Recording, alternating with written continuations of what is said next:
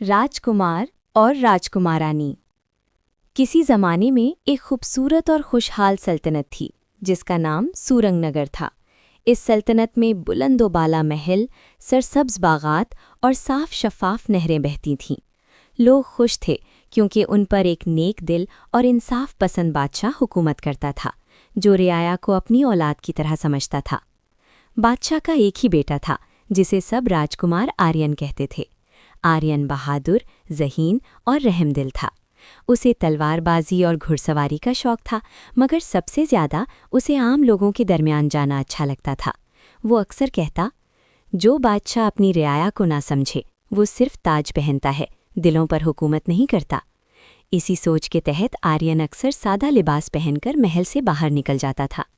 एक दिन वो घोड़े पर सवार होकर महल के करीब वाक़े एक छोटे से गांव की तरफ रवाना हुआ।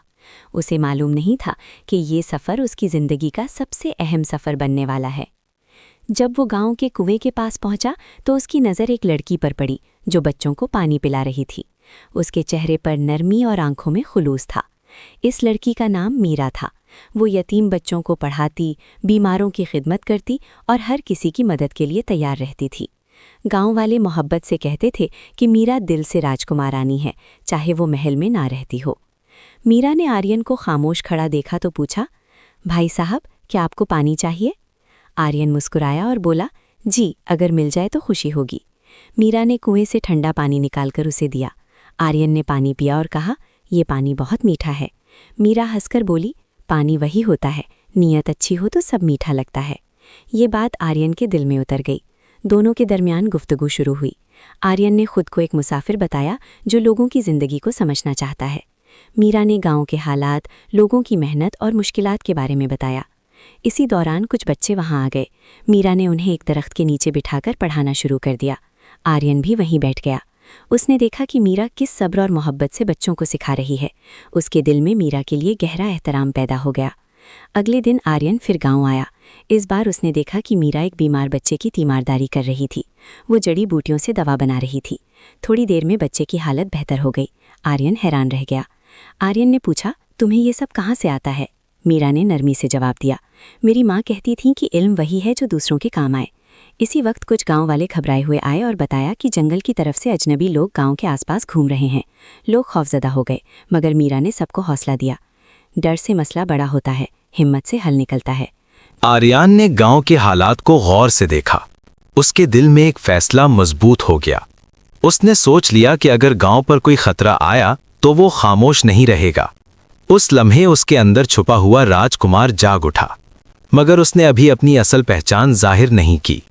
शाम होने लगी तो आर्यन वापस महल लौट आया, मगर उसका दिल गांव और मीरा के पास ही रह गया था। रात को उसने ख्वाब देखा कि गांव अंधेरे में डूबा हुआ है और मीरा एक चिराग हाथ में लिए सबको रोशनी दिखा रही है। अगली सुबह महल में खबर आई कि बादशाह ने गांव की हिफाजत बढ़ाने का हुक्म दे दिया है। आर्यन मुस्कुरा दिया, क्योंकि ये हुक्म उसी की दरख्वास्त पर दिया गया था। उस रात गांव पर अजीब सा सुकूत तारी था। हवा भी आहिस्ता आहिस्ता चल रही थी, जैसे किसी आने वाले खतरे की खबर दे रही हो। गांव के लोग अपने घरों में चिराग जलाए जाग रहे थे। मीरा ने सब बच्चों और बूढ़ों को एक महफूज जगह जमा कर दिया था। इसी वक्त एक साया जंगल की तरफ से हरकत करता दिखाई दिया। फिर दूसरा, फिर तीसरा। अब शक की कोई गुंजाइश न रही थी। नकाब पोश लोग गांव की तरफ बढ़ रहे थे। अचानक राजकुमार आर्यन नमूदार हुआ। इस बार उसके हाथ में तलवार थी और आंखों में वही चमक जो सिर्फ बहादुर सिपाहियों की होती है। उसने ऊंची आवाज में कहा, डरने की जरूरत नहीं, मैं यहां हूं। मीरा ने हैरत से उसे देखा। उसके अंदाज में अब एक आम मुसाफिर की झलक नहीं थी। नकाब पोशों ने हमला करने की कोशिश की, मगर आर्यन की होशियारी और गांव वालों की मुत्तहिद हिम्मत के आगे वो ज़्यादा देर न ठहर सके। कुछ ही देर में वो जंगल की तरफ भाग निकले। खतरा टल चुका था, मगर एक सवाल सबके दिल में था।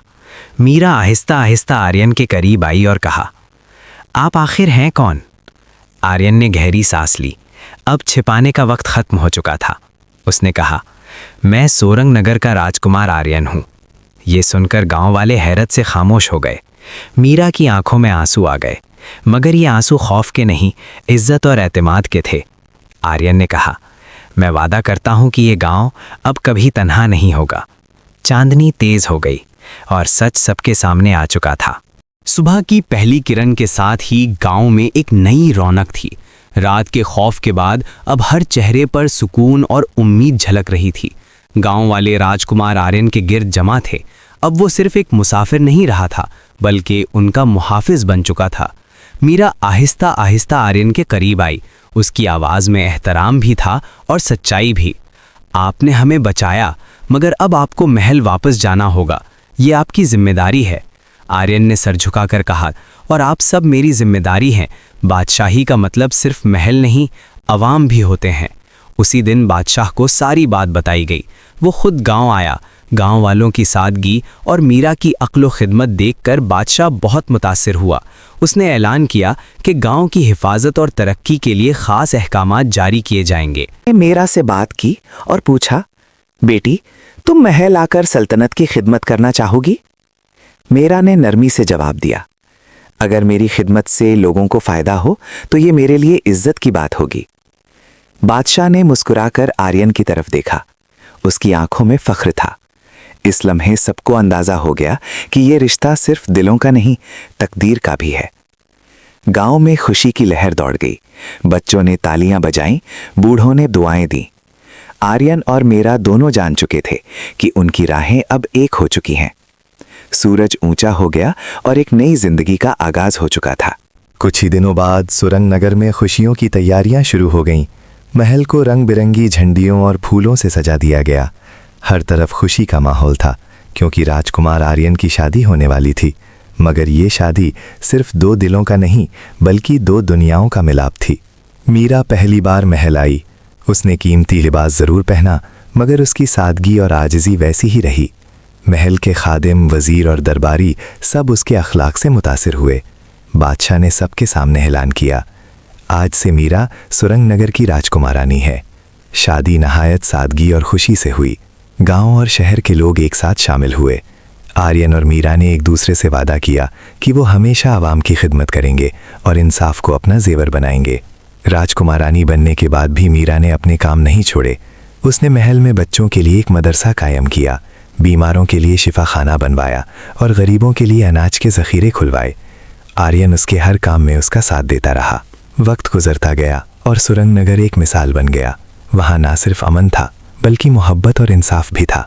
लोग कहते थे, ये वो सल्तनत है जहाँ राजकुमार का दिल और राजकुमारानी की अक्ल हुकूमत करती है। एक शाम आर्यन और मीरा महल की छत पर खड़े सूरज डूबता देख रहे थे। आर्यन ने कहा, अगर मैं गांव ना जाता तो शायद ये सब ना होता। मीरा मुस्कुराकर बोली, और अगर नीयत साफ ना हो तो कोई कहानी मुकम्मल नहीं होती। सूरज डूब गया, मगर उनकी कहानी हमेशा के लिए रोशन हो गई। चैनल को सब्सक्राइब और लाइक कीजिए।